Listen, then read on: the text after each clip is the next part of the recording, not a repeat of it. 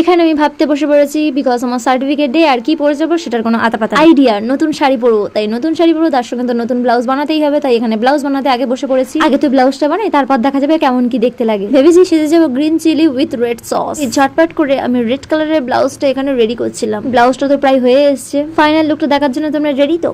আমি তো ভীষণ ভাবে এক্সাইটেড। তো শাড়ি ব্লাউজ পরলে হবে না, তার সঙ্গে ম্যাচিং জুয়েলারি চাই, তো সেটা বানাতেও বসে পড়ে। দেখা যাক লাস্ট পর্যন্ত কতটা কি আমি রেডি করি। এটা ছিল আমার ফাইনাল লুক। দেখো তোমরা কেমন লাগছে অবশ্যই জানি। নর্মাল ডে মেকআপ ছিল, এই জন্য এই লুকটা আমি বেছেছি। তোমাদের কেমন লাগছে সেটা অবশ্যই কমেন্ট করে জানাও। এখানে আমি রেডি হয়ে বেরিয়ে পড়েছি। বাইরে এতটা অন্ধকার, মানে জোরে বৃষ্টি আসছে, তাই ছুটে ফুটে যা হোক করে শুনে রাখো আমি সবার লাস্টে গিয়ে পৌঁছাবো, কারণ সবাই অলরেডি চলে গেছে। আমার সঙ্গে সবসময় এটা হয়, তো এটা নতুন কিছু। ফাইনালি চলে এসেছি ক্লাসে, এসে দেখছি রীতিমতো সবাই চলে এসেছে। তো আমি এখানে বলছিলাম তোমাদের আমাদের সবাইকে কেমন লাগছে অবশ্যই কমেন্ট করে জানি। এখানে দেওয়া হচ্ছিল আমাদের সার্টিফিকেট আর লাইভ চলছিল। আমার তো কমপ্লিট হয়ে গেছিল, তাই এখানে আমরা তিনজন বসে বসে একটু রিলস বানাচ্ছিলাম। কেমন লাগছে আমাদের সবাইকে অবশ্যই কমেন্ট করে জানিও। চল এবার কেক কাটিং এর পালা।